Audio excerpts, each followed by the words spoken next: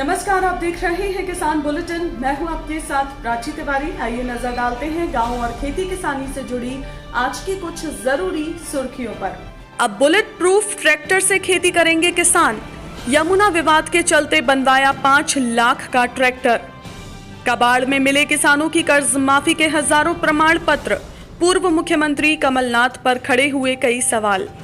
उत्तर प्रदेश के सभी विकास खंडों में होगा किसान मेले का आयोजन। कृषि मंत्री सूर्य प्रताप शाही ने दिए निर्देश। खबरों को विस्तार से भी हम बताएंगे, लेकिन अगर आपने अभी तक ग्रीन टीवी को सब्सक्राइब नहीं किया है तो अभी इसी वक्त आप हमारे चैनल को YouTube पर सब्सक्राइब करें, Facebook पर लाइक करें और साथ ही साथ Instagram और Twitter पर फॉलो करना बिल्कुल भी ना भूलें। इसी के साथ दोस्तों, ग्रीन टीवी के फेसबुक ग्रुप किसान के मन की बात से जुड़कर आप अपने मन की बात सीधे पहुंचा सकते हैं ग्रीन टीवी तक। काफी पुराने वक्त से चलते आ रहे किसानों के बीच यमुना विवाद पर ना तो अब तक हरियाणा सरकार कोई फैसला ले पाई है और ना ही उत्तर प्रदेश सरकार, लेकिन दोनों ही राज्यों के किसान आपस में अभी भी सीमा विवाद को लेकर लड़ते रहते हैं। इस सीमा विवाद को लेकर अब तक कई बड़े झगड़े भी हो चुके हैं, लेकिन इस बीच हरियाणा के सोनीपत जिले के खुरमपुर गांव के रहने वाले किसानों ने अपनी सुरक्षा के लिए बड़ा ही अनोखा काम कर डाला है। दरअसल यहाँ के किसानों ने विवाद से खुद को सुरक्षित रखने और फिर अपने खेतों का काम भी जारी रखने के लिए बुलेट प्रूफ ट्रैक्टर बनवाए हैं, जिसको बनवाने में करीब 5 लाख रुपए का खर्च आया है। लेकिन इस ट्रैक्टर में कई खास चीजें हैं जिन्हें देखकर यकीनन आप भी दंग रह जाएंगे। दरअसल ये ट्रैक्टर न सिर्फ बुलेट प्रूफ है बल्कि इसमें सीसीटीवी कैमरा भी लगा हुआ है। बुलेट प्रूफ होने के चलते ना तो इस पर लाठी का असर होता है और ना ही गोलीबारी या फिर डंडों का। इस ट्रैक्टर के अंदर बैठा किसान बिल्कुल सुरक्षित तरीके से खेती कर सकता है। इतना ही नहीं, ट्रैक्टर में एसी की भी सुविधा है, यानी कि किसानों को गर्मियों में कड़ी धूप का सामना नहीं करना पड़ेगा। और इसमें लगे सीसीटीवी की मदद से अगर कोई किसान पर वार करता भी है तो उसे बड़े ही आराम से रिकॉर्ड किया जा सकता है।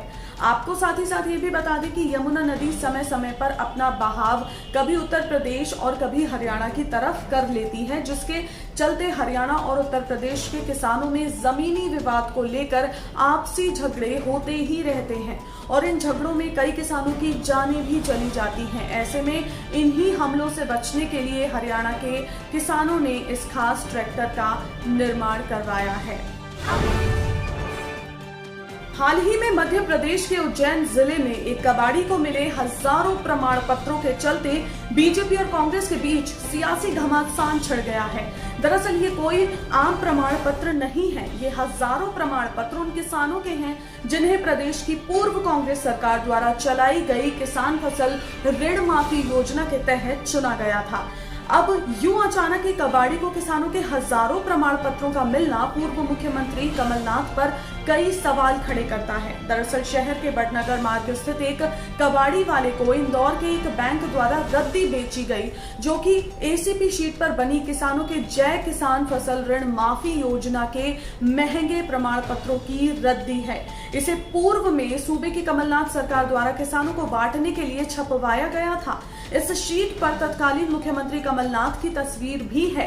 इस पर बड़े बड़े शब्दों में किसान सम्मान पत्र भी लिखा है और नीचे सीएम कमलनाथ के हस्ताक्षर भी हैं।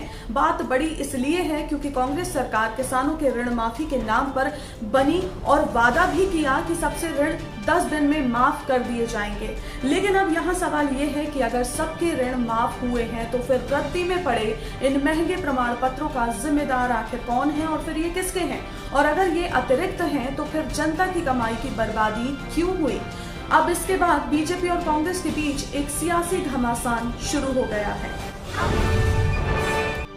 बीते मंगलवार को उत्तर प्रदेश के कृषि मंत्री सूर्य प्रताप शाही ने एक विभागीय समीक्षा के दौरान 21 मार्च को मिशन कृषि कल्याण के तहत प्रदेश के सभी विकास खंडों और कृषि विज्ञान केंद्रों पर किसान मेले और गोष्ठी का आयोजन करने का ऐलान किया है। इसके लिए कृषि मंत्री द्वारा सभी निर्देश भी दिए गए हैं। आपको साथ ही बता दें कि सरकार द्वारा आयोजित किए जाने वाले इन किसान मेलों में पिछले 4 सालों में सरकार द्वारा कृषि क्षेत्र में किए गए कामों का प्रचार प्रसार किया जाएगा और साथ ही सरकार की उपलब्धियों के बारे में भी किसानों को अवगत कराया जाएगा। इसके अलावा अनुसूचित जाति जनजाति के किसानों को कृषि विभाग द्वारा संचालित योजनाओं के तहत छोटे और बड़े कृषि यंत्रों, उपकरणों, नैपसेक, स्प्रेयर, बखारी आदि का लाभ भी दिया जाएगा।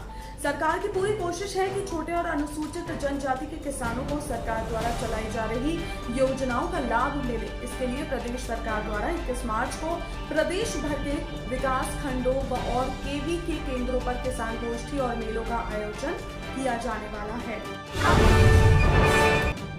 तो आज के किसान बुलेटिन में फिलहाल इतना ही। आप स्वस्थ रहिए और अपना ध्यान जरूर रखिए। फिलहाल मुझे दीजिए इजाजत। नमस्कार।